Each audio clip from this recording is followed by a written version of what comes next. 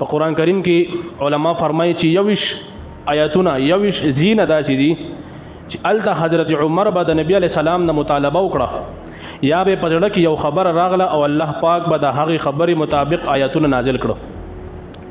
نو بعض علما فرمایي چې هغه یوش دي مشهور به کې او زینه دي. د ټولو اول د پردې حکم نبی علیہ الصلوۃ والسلام سره خپل ازواج مطهرات بیبیان ناس بوي. نو حضرت عمر نبی علیہ السلام ته فرمایل چې تاسو دا بیبیان تاسو له هر قسم سړی راځي منافق هم راځي مسلمان هم راځي باندې چم راځي پردیسی هم راځي هر قسم سړی راځي کاش که تاسو د خپل بیبیانو ته وایي چې دی پردو کې. نبی علیہ السلام به خاموشي اختیار کړه. بیا د نبی علیہ السلام یو بیبي حضرت ام سلمہ د حضرت عمر باندې غوسه وکړه وی فرمایل ورته چې عمر استا مونږ کې څه کار دی هر ځای کې تکار لري دا ورته خواندل اسم ورته ویل. او الله پاک د سورۃ الاحزاب 53 نمبر 53 نمبر آیات نازل کړو او پای کې الله پاک حکم وکړو یا ایها النبی قل لازواجک وبناتک ونساء المؤمنین یدنین علیهن من جلابیبهن. دا د پردې آیات الله پاک نازل کړو. نو خواهش د حضرت عمر او آیات الله جل شانه نازل کړو. د شراب مبارک په ابتدا د اسلام کې شراب حلال صحابه به مسکل یو ورځ حضرت عبدالرحمن بن عوف رضی الله تعالی عنہ څخه دعوت کړو پکې حضرت علی هم شرکت کړو.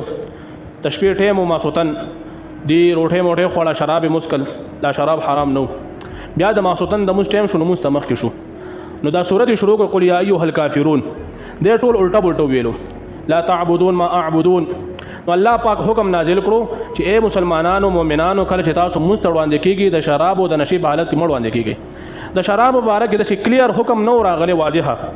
حضرت عمر د الله نه دعا وکړه چې یا الله د شراب مبارک موږ ته صحیح واضح حکم راکړي. الله پاک په نبی علیہ الصلوۃ والسلام باندې د سورۃ الانعام آیات نازل کړو او پای کې په شراب باندې مکمل ټاپه ولګوله چې شراب دا حرام دي. انما الخمر والميسر والانصاب والازلام رجس من عمل الشيطان. شراب حرام شو. دا هم د حضرت عمر دعا و. د مقام ابراهیم باندې 2 رکعاته کول دا واجب دي. نو حضرت عمر رضی الله تعالی عنہ خواهشو چې یاره کاش موږ د مقام ابراهیم هم د موږ زیو ګرځو دلته مخکې چاموز نشو کوله. الله پاک په سورې بقره کې آیات نازل کړو واتخذوا من مقام ابراهیم مصلى چې تاسو په مقام ابراهیم باندې موس کوي دا خپل مصلا وګرځوي. نو په امت باندې واجب شو چې د عمرې په اخر کې 2 رکعاته په مقام ابراهیم باندې وکي. عبد الله بن ابي بن سلول دا یو منافق او هر وخت د اسلام بیخانه پسې لګیدل او نبی علی سلام خلاف به سازشونه کول او نبی علی سلام ته یو ځل ذلیل هم ویلو چې دا نبی علی سلام ذلیل دی نعوذ بالله من ذلک. د تجویو هغه مسلمانو نبی علیہ السلام تراغلو ورته وی زما بلار وفات شو خو هغه وصیت کړو 2 وصیتونه کړو. یو دا چې ستا په کورته کې ستا په کمیس کې یا صدر باندې با هغه لم کفن کو دا دغه وصیتو. او دویم چې تاسو هغه باندې جنازه کوي. و منافق یو زموږ عملی منافق وي مونږ هم دا منافقت شته. عملی منافق مطلب دا چې دروغ وي دوکه کوي خیانت کې دا عملی منافق. یو اعتقادي منافق ته چې دا د عام کافر نه هم سخت د سزا ده. او الله پاک فرمایي چې کوم اعتقادي منافق ته د چا چې عقیده خراب ده بلکې عقیده اړوشتنه زړه کې کفر دی په ظاهر اسلام دی. الله پاک فرمایي چې ان المنافقین فی الدرک الاسفل من النار.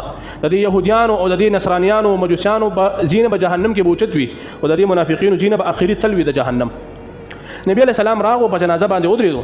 حضرت عمر را مخ ته ویل الله رسول دا څوک دي تا ته پته نشته. نبی سلام ورته ما ته پته د عمر شاته شه ما ته پته چې دا څوک دي. بیا ورته را مخ بار اصرار کولو. نبی علیہ السلام هغه جنازه وکړه او الله پاک په سورۃ توبه کې آیات نازل کو ان تستغفر اے نبی کچرته ته عبد الله بن ابي بن سلول او یا زلهم استغفار کې کن او یا زل په د باندې د جنازه کې د لپاره استغفار کې د لپاره دعا کې بیا هم زنبخم. دا هم د حضرت عمر رضی الله تعالی عنہ په وجه باندې الله پاک د آیتونو نازل کړو. او بیا نبی سلام فرمایي الله پاک خو او یا زل من کړم چې کچرته ته او یا زل هم په د باندې جنازو کې کنه زه به نه بخم. کچرته الله پاک ماته او یا زل حکم وکړو چې جنازه به کوم او یا زل جنازه کوم. اخو د نبی سلام په لکه یو درد وغم پروت. یو ځل نبی علیہ الصلوۃ والسلام د حضرت عمر لول د طلاق ورکولو اراده وکړه چې د حضرت عمر لور سره ناس او نبی سلام سره د نبی سلام سره لور ناس او حضرت حفصه رضی الله تعالی عنها نو اراده وکړه چې دې طلاق ورکوم. جبرائیل علیہ السلام راغو او نبی صلوات والسلام ته فرمایل چې واپس رجوع کړه د خپل خبرې نه، واپس شه د خپل خبرې نه، حضرت عمر بخفش. یعنی د حضرت عمر لور ته په طلاق ورکول باندې الله هم خفه کېدو او جبرائیل علیہ السلام الله پاک راولې غلو. بیا نبی سلام الله واپس ورغلو او واقعا روانه تاسو ته نبی علیہ الصلوۃ والسلام د ماجګر نه پس خپل بیبيانو کورونو ته تلو، جو کورونه جوختي وجری به نو هر یو سره به دمه کوله لګ لګ ساعت. نو حضرت سوده بن زمعه رضی الله تعالی عنها سره دمو کړه، هغه ولا تشاتونه به یو شربت تیارېدو دی ولا ورکړو. نو دا هغه د وجې نه د نبی علیہ الصلوۃ والسلام د خوري نه به یو قسم له بوی لاړو.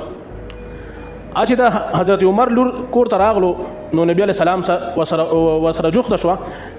نو ورته چې د الله رسول تاسیس کړی دي اونې نور بیبيان به خفشي چې نبی سلام د نور بیبيانو په کورونو کې خوراک سکاک نه کوي او د حضرت سوده بن زمعه په کور کې کړو.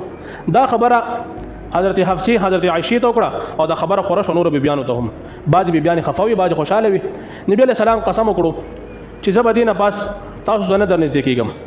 دې د عربی کې اله وایي چې یو سړی قسم وکړي چې سلوي خورجه به خپل خځې دنه نږدې کېږم او په ځان باندې دا د شاتو چې کوم شربت دیم حرام کو.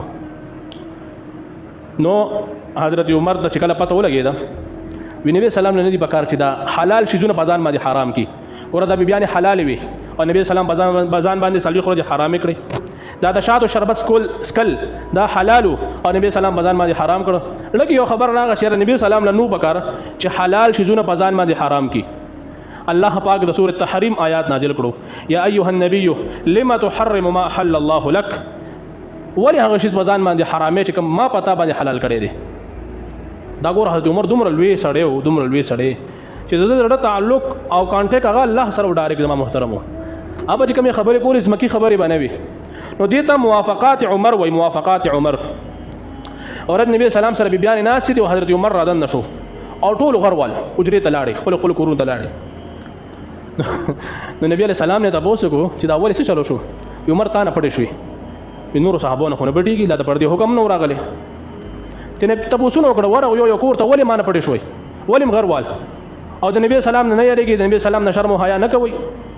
ورته عمر ته نبی سلام نه ذات سختي او نبی سلام دی خبرو د وخت د نبی سلام ته فرمای اے عمر چې په کوم لار شیطان هم تیر شي کنه، په کوم لار چې تیر شي په لار شیطان هم تعالی مخ نه راځي. دا د حضرت عمر رضی الله تعالی عنہ یو روب او دبدبه وا الله ولا چې کوم د یو مقام ور کړو. نو دې ته موافقات عمر وای. یو زینه په قران کې داسې دي چې هغه د حضرت عمر په فیصله باندې الله پاک الته فیصله کړی ده.